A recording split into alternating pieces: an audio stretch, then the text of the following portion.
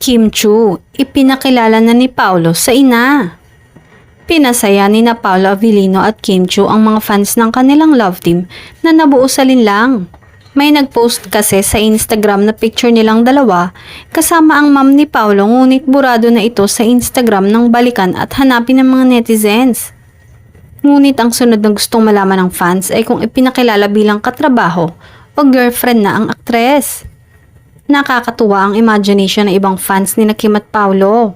Ipinakilala raw ng aktor ang kanyang ina. Lalo tuloy minahal si Paolo ng fans nila ni Kimi. Kamakailan lang ay kinakiligan ng Kim Pao fans ang mga kumakalat na larawan ni Kim Chu at Paolo Avellino habang magkasamang nagbibisikleta na ibinahagi ng isang entertainment site mula sa isang source na nagngangalang Ian. Makikitang kompleto ang gear at outfit ni Kim at Paolo habang nakasakay sa bisikleta. Usap-usapan ng umano'y rumored relationship ng dalawa na nagsimula raw umusbong nang magkasama sila sa unang teleseryeng pinagtambalan, Ang Linlang, na talaga namang pumatok sa mga manonood at naging dahilan pa para maparangalan si Kim bilang Outstanding Asian Star sa naganap na 2024 Seoul International Awards na ginanap mismo sa South Korea.